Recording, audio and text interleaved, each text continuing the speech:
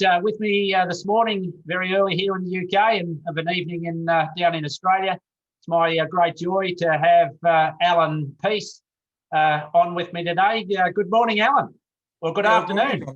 Long time no see. Yes, we were just talking a little bit there about our old days back with insurance back in the 70s when I was with MLC and you were with National Mutual. What do you recall about those days? Well, they were really the heady, good fun days. And I was in the life insurance business for 12 years. And I finished up with Lion Insurance Brokers out here in Australia that you might remember with Kerry Packer and Tony Gregg. When Tony came out of being captain of England, his first job was to get be the face of Lion Insurance Brokers. So I was the guy who ran the sales part of it, and Tony was the face, and Kerry Packer had the television station. And they were fabulous days because they were great change in the insurance business. It was going from a tied agency to an open agency, which it is today, a broking agent. It was good fun, and I loved it. I remember with Greggy going, "Get the lion on the line." Yeah, well, that became his catchphrase. You walk down the street with him, and people would be sticking their heads out the window saying, "Get the lion on the line, Tony. I'm laughing." So this is also going out, aside from our industry, Allan, out to the International Reciprocal Trade Association guys up in 30-odd countries, but primarily in North America. We were both part of the Life Underwriters Association and the $1 Million Roundtable. What do you remember about being part of association groups like that? Well, the great thing about association groups is you get to meet like-minded people who have similar goals. That's the great thing about it, because the slowest way to succeed in any business, John, as you know, is to reinvent the wheel, is to not know what you're doing and start from scratch. Where in an association, you can pick the brains of people who've been there, done that, and associations, they're usually happy to show you the way to go. So it saves a lot of time and ramps up your success, and that's the big benefit of being in any association, I think. Yeah. So, Allan, back in the early days of your writing career, author career, you had a chance to collaborate with a pretty well-known person who ended up writing a fairly well-known book. Can you just share that story? Well, yeah, it's one of those fun stories. He was a very good friend of mine, and back in the late 70s, I Had Body Language. The book was #1 worldwide, and it was being turned into movies and TV series. It was a great success. And this particular gentleman came out from Newport Beach. He stayed at my home, and he said, "Look, I've got an idea for a book." He said, "Here's the first promo of it." He said, "How about you and Barbara become the non-American authors, that we can do it as a joint venture?" So he showed me the book, and I read it, and I said, "Look, it just sounds like a load of American bull to me, mate." He said, "It's all short stories like Reader's Digest." And I said to him, "Mark, who's ever going to buy a book called Chicken Soup for the Soul?" And I said, what even is chicken soup for the soul?" And he said, "Oh, it's an old Jewish remedy for when you're sick." Of course, he sold 600 million copies of that series to date. So interesting story how things can change. So you've not done so bad yourself, Allan. You've written 18 bestsellers and 10 #1s. What for the people out there, and we do have some people out, aspiring authors and speakers and whatnot. What are your tips on how to write a best-selling or a book, or indeed a #1? Well, yeah, there's a couple of things. First, I've written 18 top 10s. I've had 11 #1s in a row, and that's a really significant thing. And I'll explain a little bit later how that happened. That wasn't an accident. That came by design. When I say #1s, I'm not talking about Amazon 1 hour #1s. I'm talking about Times bestsellers, the really solid stuff. Well, if you're going to write a book of any type, the first thing is, why not write a bestseller? I mean, it takes just as long to write a bestseller as it does to write a book. And I decided, using that philosophy, why not write just #1s? And I had to write #1s for a good reason. I needed to succeed and get the income coming from #1s, because I'd gone down the plug hole in the mid-90s. I went down the plug hole. Our accounting firm ripped us off, and all the body language for 25 years, the homes on the water and flying around the world in planes and horse riding ranches. I come from housing commission, state housing. So I was living like the typical dream, and we lost it all. By the time I got to 45, my objective was to get to 50 and be worth nothing by the time we paid all the debts back. And so I decided, well, it's just as easy to write a #1 bestseller as to write a bestseller, because if you look at the statistics for books, 94% of all manuscripts submitted to a publisher don't even get read, they get rejected. Now, don't call us, we'll call you. And those who do get accepted and published, 92% of those hardly sell more than 3,000 copies. So your chances of being a bestseller overall statistically are about that big. They're not much. However, even though it's not that much, why can't you be in that not much? So I decided I would only be in the small percentage of people who succeeded, because clearly they're doing something that the other 98% aren't doing. And the starting point is, if you're going to write a book, and everybody, well, 60-something% of people, I reckon now, studies show that they think they've got a book in them. And usually they're trying to purge something that they feel, or get rid of their knowledge, or put something out in the world to help people. If you decide to write a bestseller, it focuses the way you think. So suddenly you start seeing best-selling lists everywhere, and that shows you the titles that people are paying for. You go to Amazon or anywhere on the internet, look at the top 20 bestsellers, and that shows you the titles and the information that people are prepared to give you, $20, $30, $50, whatever it is. So we decided to write at one point only number ones, and that changed how we wrote books, because prior to that, I'd written 4 bestsellers. 2 were number ones, 2 were top 10s.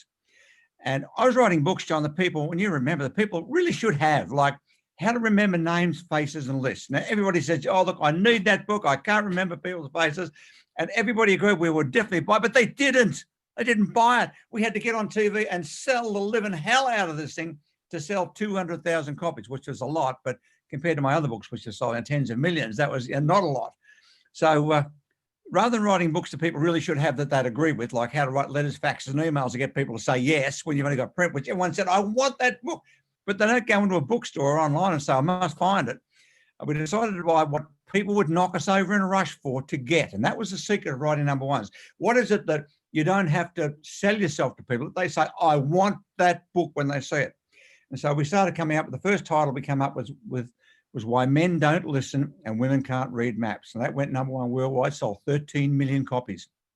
That was our recovery from going down the plug hole. In fact, we went past the plug hole. We're still $3.5 million in debt. We had to pay back to the tax office, and you can't negotiate it with them. They want the money back. Yeah. So that was the first one. The second one was Why Men Don't Have a Clue and Women Need More Shoes. So we're coming up with titles that we tested with the market, where people say, yes, that's my life. I want that. We said, if you really want that, give us a $10 deposit or pay in advance and you'll get a special copy. And they did. And the sequel sold 3 million. The sequel after that sold another 2.5 million.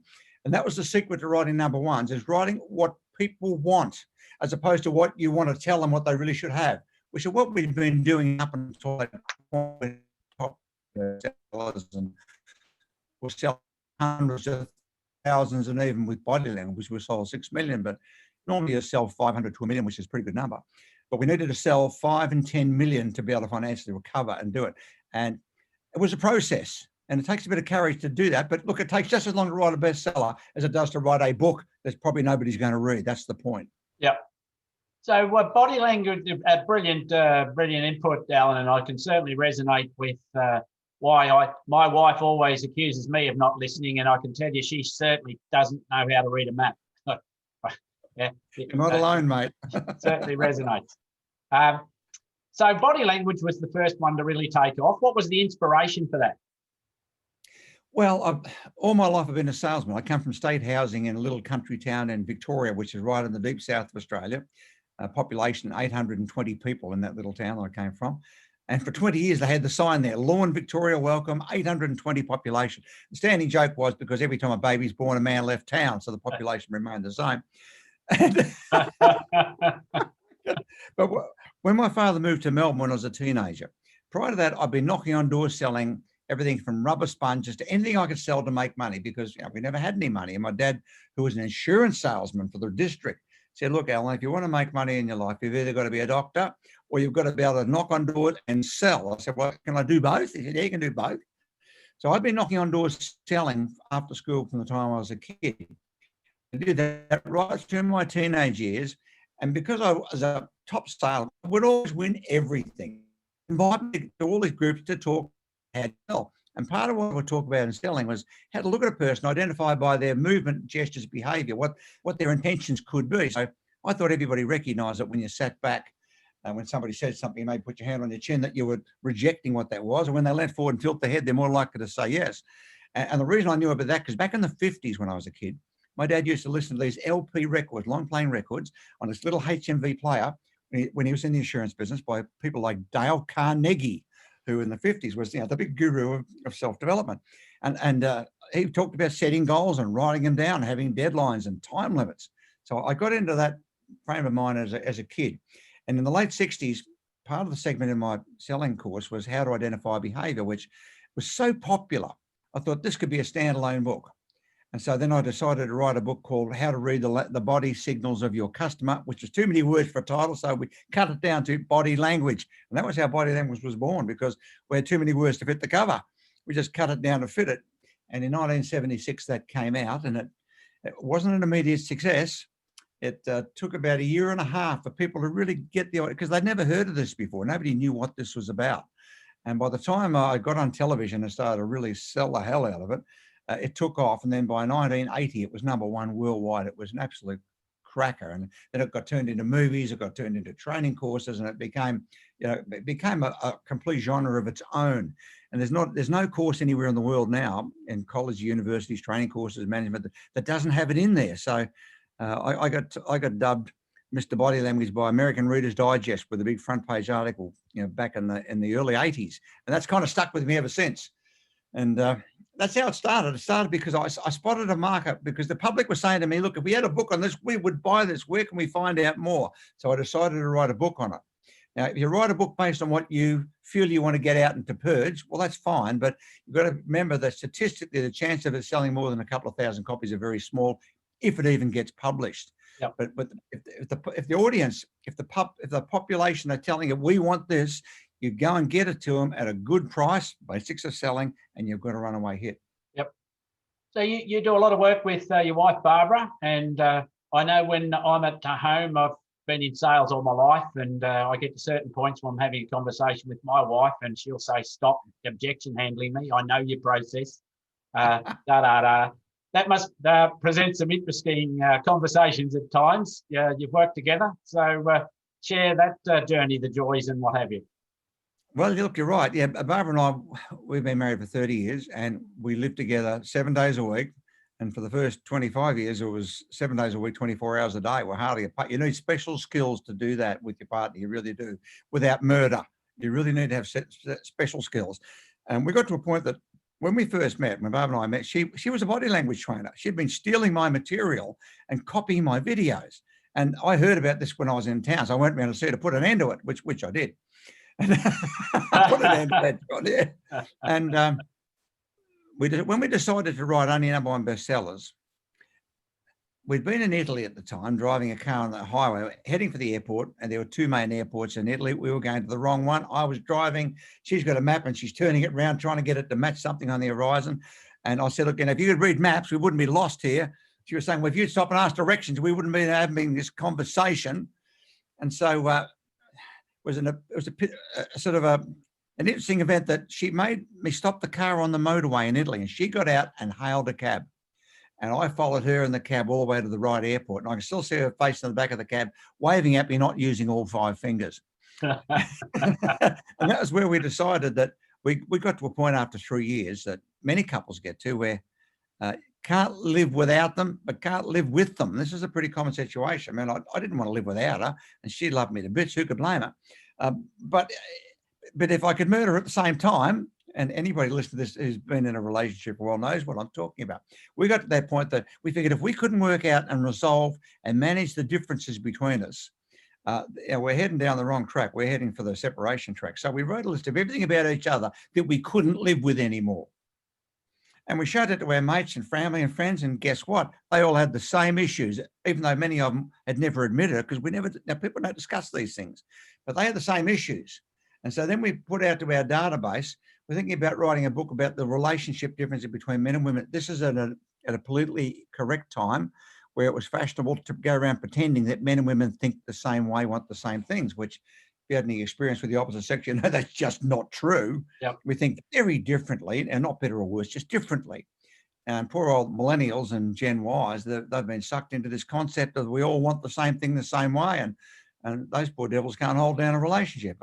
Barbara and I have 6 kids. We have 2 X's, 2 Y's, and 2 millennials. And we have 9 grandkids. So we've got our own social experiment going on here with all this stuff. And those poor guys, I mean, boys think now today, you don't have to woo her, you don't have to take her out to dinner and tell her she's beautiful and do all the things that you and I did in our area. However independent a woman may be, she still wants you to hold the door open for her. She still wants you to pay for dinner. And if you do that, you're going to score points. There's no doubt about it. Now, we wrote a list of all the things we couldn't stand and decided to come up with solutions. Where do these things come from? What is the biology or the evolutionary evidence as to why we do, like, why can't I find butter in the fridge when I can't see it? And she puts her arm in and suddenly it appears from nowhere. How does these things happen?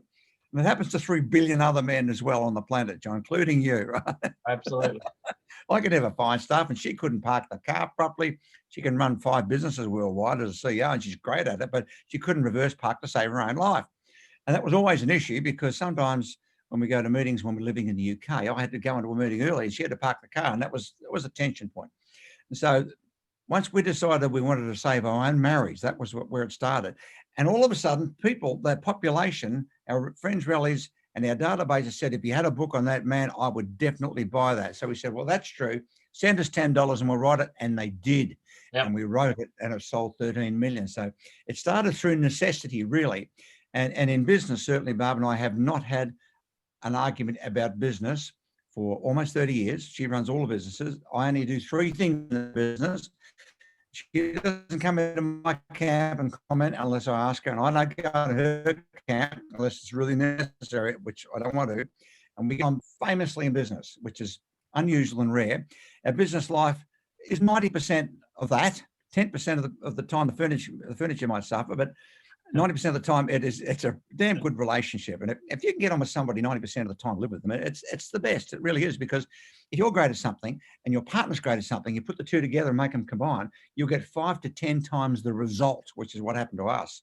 She was successful on her own. I was successful on my own, but together we've been enormously successful doing the same thing. Dynamite. Yeah. And that's, thanks, Alan. That's there's a lot of people out there that work together and that own run businesses, and I'm sure they can resonate with what you're saying. We know the big problem they've got. The big problem the couples have working together, particularly if they've got a home-based business, it's even worse because it's got a home-based business.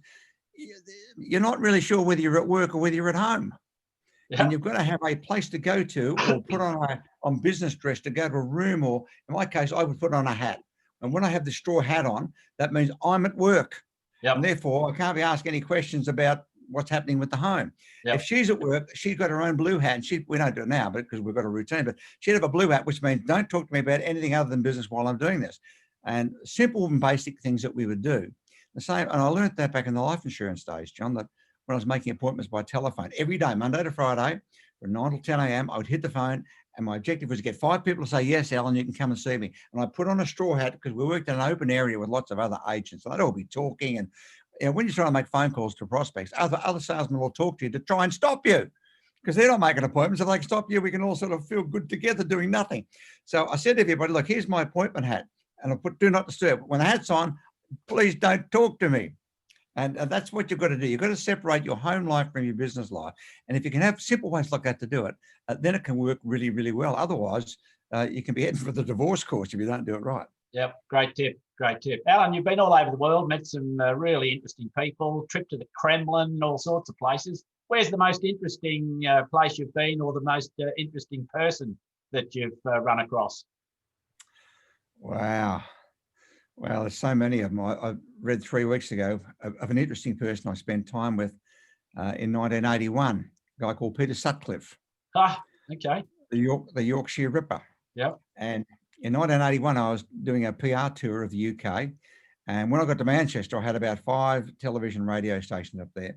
And he got stuck on my tour with me because he was protesting about being harassed by the police. And when I saw his name on the board, when I walked into Piccadilly Radio in Manchester, I thought, this is the guy that they're trying to nail for all these murders. So I took a photograph of that board, which I still have today in my office. And I thought, one day when this is all over, I'm going to talk about this. And it wasn't until he died a couple of weeks ago that I came out and spoke about it on a post. But he was an interesting guy from the standpoint that he was creepy. When I was with him, he was a truck driver with a beard. And I tried a bit of humor with him. And I said, what are you talking about on the radio today? And he was really serious. And he said, police harassment. They're trying to harass me, and they're trying to pin these crimes on me. And I said, so we're both talking about body language, are we? And I laughed. He didn't. Yeah. So he was an interesting guy because on first meeting him, he was creepy. And I've been trying to this day to nail what it was about him, because he didn't move much. He was very solitary. I suppose if I had to pick the number one guy who's the most interesting was when the fall of communism came in Russia in Christmas 1991. 6 weeks later, I arrived in Moscow, and I had on my list for 11 years to go to the USSR and capture that market. Now, the big question was, how are you going to do that? And everybody asks how. The point is, when you decide to do something, you must never think about how. If you think about how, it's finished, because you don't know how. If you knew how, you would have done it already, or you'd be doing it. I decided with Barbara, we are going to go to the USSR and run a seminar and conquer that market. There's 300 million people. And suddenly communism fell. And the moment you decide what you're going to do, and most people don't start with what, they start with how. How would I get this? How would I create? You can't get into Russia. You've got it was called the USSR. They've got the Iron Curtain. And even if you did get in, Allan, they'd steal your kidneys. You'd wake up in an ice bath and all your kidneys would be gone. But I've seen From Russia with Love, and I've seen the James Bond movies, and I thought they'd look like a great place to go, exciting. And so as soon as communism fell, we found someone who would take us over there. Now, the way we found him was very simple. When you write in handwriting, not in type, in handwriting, what you want to do. You don't think about how. Now, this is the important thing. That's what my book, The Answer, is about this. There's a part of the brain that if you think about how, it takes you down a dead track. In 48 hours, you've lost motivation. If you think about what you will do, what you will have, what you will become. And that's what Barb and I have done. We've decided what without knowing how. Now, people keep saying how, but how? How will you get the money? How will you do it? Well, you just don't tell them anymore. Yeah, you mustn't share your dreams with emotional vampires and dream stealers. They're all over the place. Unfortunately, they're mostly in your family too, by the way. It's really sad. You decide what you're going to do. And we decided we're going to go to Russia and do this. As soon as we decided that, all we could see and hear around us was Russia. We heard, I turned the television on the day we wrote that goal, and here is a program called Animals in Siberia on the ABC, which is the BBC. And I thought, that's a fact. Look at this, Barbara. I said, look at the USSR, all these animals. It's just started. It had been running for 6 months. Yeah. And I'd flicked through it. I never saw it. But the moment I put it in print, my brain, my RAS picked it up and saw it. We heard Russian accents. Suddenly I could identify Russian accents. And so we're at a party in Sydney, and Barbara said, Russian accent. Six people away was some guy who had a Russian accent. Now, if that hadn't been written down the goal, she wouldn't have heard that accent. She would have heard something else. And so she finds this guy, and we do a deal with him. 6 weeks later, we rock up into Moscow. And we were some of the first Westerners to go there to try to do business. And part of the goal was to meet somebody famous and become their consultant, their body language expert, to show them how to go on television, because overall the communists were pretty dreadful on TV. And so we targeted Boris Yeltsin. He was the new president, the dancing drunk, as they called him. And we had 3 appointments with Boris Yeltsin, and he didn't turn up for any of them. He just didn't front up. And so we said, we've got to find somebody else. And someone said, look, my cousin, one of his friends is the new mayor of St. Petersburg, which was Leningrad. He's the new mayor, and he's a bit of a forward thinker. He thinks Russian business people and politicians should be like Westerners. Let's put it to him. So we put to him a one-day seminar on how to go on TV as a politician and look believable and credible to outsiders, to non-Russians. And he loved the idea. And we went up there the first day to do that one-day seminar at the Winter Palace, which was incredible up in St. Petersburg. And his name was Anatoly Sobchak. And we spoke with him a few times, but he didn't turn up on the day. You have to mention, so I had to rush to a meeting down in Moscow. The deputy mayor, he said, will run the meeting. And he gave me the introduction to the deputy mayor who was there, who was a guy called Vladimir Putin.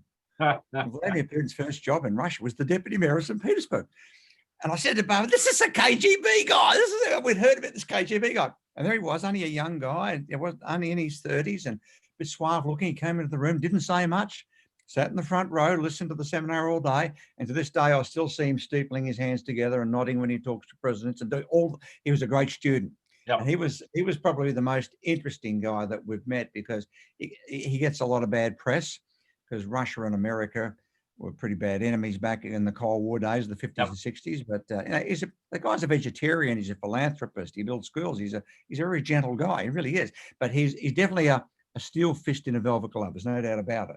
But he's not the bad guy the Americans would like everybody to believe. He really isn't. The average Russian doesn't know much about what goes on. An American don't really care at all. So he'd be one of probably the most interesting guy. And Yorkshire Ripper was another one of them. But being in the conference business, as you know, because you've been in there yourself, is that you get to meet all the speakers who often have some speciality. So traveling the world, we've been to 70, 75 countries for our seminars.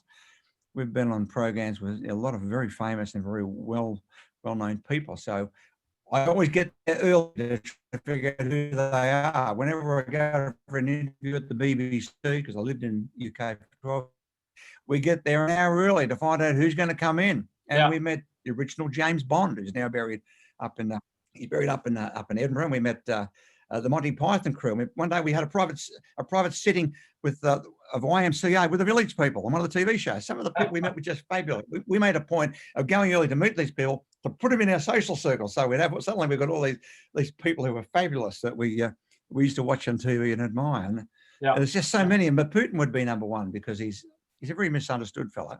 Yep. He really is.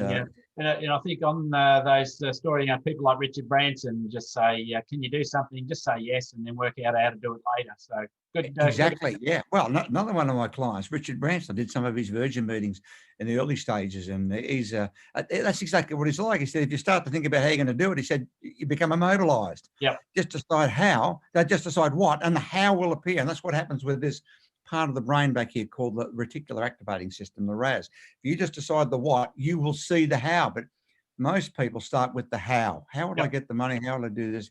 And they can't see how. Within 2 or 3 days, they become disillusioned and lose motivation and go back to their normal life, which is what they were trying to get away from. Yep. Alan, fantastic insight. With COVID, it's pretty topical, obviously, all around the world today. What has that interrupted you anyway? Have you got any strategies or anything that you could share with people on how that you've dealt with COVID? Well, interrupted is probably a pretty mild word. I'm in the events business, and I've been in it for almost 50 years. I've been doing this, and for about 40 years that I did at least 100 to 150 events a year. And the last 10 years have been about 60 odd events a year. Of course, with COVID, there's no events. The entire event business worldwide just shut down virtually overnight, because I only do conferences of bigger than, say, 300 to 500 people. And in Europe, it's 10, 20, 30, 40,000 people in some events. And that's all gone. It completely closed down overnight. But I decided a long time ago that if you're going to succeed financially long term, you can't just have one thing. You've got to have a multiple source of income coming in. So if the economy or something affects one thing, you've got 2 or 3 or 4 or whatever other things that can keep you going. So I spread my wings into 5 businesses. The events business was one of the biggest. That was great, but that completely shut down overnight. Second was rock and roll music. I have one of the biggest recording studios in Australia. We do The Voice, we do Australia's Got Talent, we do rock and roll bands, we do orchestras, we do corporate work. That's shut down overnight as well, because you can't have more than one person in a room with no windows. So so the music business shut down. The online training business that we had, which was corporate videos and corporate training, that closed down as well, because with the advent of everybody flooding into the internet, everything got stolen. It got stolen by foreign countries, and they outbid us in our own market is what happened. So we made the decision after 2 days of ruminating about this that we wouldn't think about what we didn't have. We can only think about what we could do and where we would go. And this is what I found with COVID, that most people who got into a state of shock, and there's 3 types of people in COVID. 1/3 in business are going really, really well, like the building industry and home hardware and food. They boomed. About 1/3 is treading water. They're about line ball. 1/3 is between down the plug hole and completely wiped out. And we were in the wiped out, certainly business for seminars and for music and for our corporate training. So we decided we think about what we could do. And most people don't do this. What they do is in COVID, they think about what they've lost or what they haven't got. And so they're looking backwards. I mean, airline pilots only look forward. Airline pilots don't have rear vision mirrors for that reason. They don't look backwards. They only look forward. So we decided we would not consider what we had lost or what we couldn't do. We'd only think about what we could do. And what we could do was, well, one of our businesses was real estate. I've been a great entrepreneur in real estate for years, that we would develop real estate, residential and commercial. So we started to build houses, and what hit in the last year, a housing real estate boom. So our real estate business has become a great business for us here. So we don't think much about the online business. I mean, it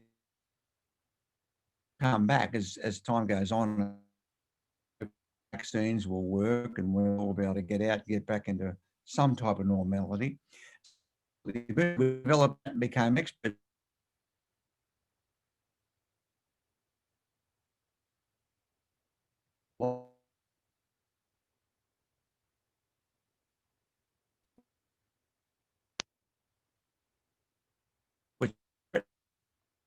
an online video course, as we would call it back in the old days. I haven't done anything like that for years. COVID forces you to rethink what you're doing.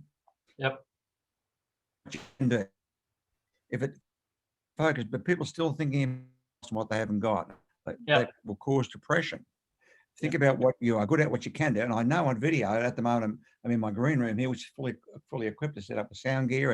I set this up. I set up 2 of these in anticipation of this, and we've been making videos at a rapid rate of everything we know that works, unlike anything that anybody's ever done before. And it's a really exciting business. It's an exciting new thing, and it'll be launched in January coming up. So we started doing what we could do, and what we're good at, what we love doing, as opposed to thinking about what we hadn't got. And that's what we advise our clients and people that don't think about what you've lost, what you haven't got. Think about what you have got and what you can do. Yep. That makes you look. That forces you to look for it. Don't think about how you're going to do it. Think about what you're going to do, and then you will see the how all around you. Someone once said to me, John, do you know why a windscreen's 40 times bigger than the rear vision mirror? And it was for exactly that reason. That's right. Looking forward. Exactly. Yeah. Brilliant. So just, can you give us any more hints on what's coming up for Allan Pease in 2021? Well, we Allan and Barbara, I should say. Yeah, well, we do. We do a double act, as it was. Sometimes, like today, I'll do this seminar. Yesterday, we did a 2-hour seminar in Japan, which we did together. The online seminar training business is starting to develop, but as you know, it's still a fairly new business. So everybody's still trying to get a handle on how to do it. That's been going reasonably consistently, but we're not specifically chasing that market because there's so many other exciting things that are evolving. So you've got to ask yourself the question, which is what we're doing. What in this market of COVID, where are people going? And what you do is you get ahead of where they're going and buy land, in simple terms, what you do, and build houses, which is what we did as well this year.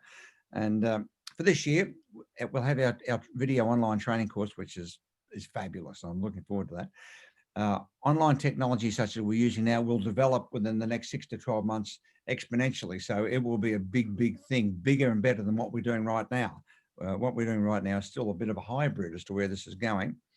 We expect that the live seminar event business will come back because people always want to go to a seminar, because one of the big benefits of a seminar is the networking of people with each other, making friends, making buddies, and networking things is as important, if not more important, than what the agenda is on the program. Expect that will come back, but probably not towards the end of next year, maybe, depending on how the vaccines go, which is still a bit unknown. And will we write any more books? We've got no more books planned to write at this point, because not because we don't think the market's there, but we've written 18, and I never liked writing books that much anyway. You know, I never really did. I never thought I was much good at it. Turns out I was pretty good at it, but I never really liked it. But the books, if you've got a book, it's the hub of a wheel that drives everything else. Because whatever business you're in, if a client's considering 3 or 4 candidates for a particular task or role or job, and if you're all similarly qualified and you're the author of the Love Life of the Mexican Mountain Rat or whatever it might be, it doesn't really matter. Then where everybody's qualified, you're going to get the job, you'll get the recognition, you'll get that. And that's why having a book is such a great idea. It's the new business card in a lot of ways for people. And if people love you, they'll buy it as well. So it's also can be a great side business for you as well. Even though for Barb and I, we made it a major business. It was a massive business for many years, still a big business, but we don't plan to write any new books for a little while. We've got 6 kids and 9 grandkids here on the Sunshine Coast in Australia, and that's a separate business as well, just running that. And of course, there's vacation coming up right now here in Australia, which is summertime for us. And so we've got, the Americans don't understand this. You know, we've got fake trees and fake snow, and we sit around in shorts and a t-shirt drinking beer, singing Merry Christmas. So life is still exciting. I mean, I'm coming up to 70. And I've been doing this all my life. I've never really had what you might call a job. I did lots of things when I was a young fella, but I've never really had a job. I've always been obsessed as to why people do what they do and how they do it and how the brain works. And that's why all the work has gone down that line. And that'll continue until the day I die, which is still a long way off, because I still feel like to get started.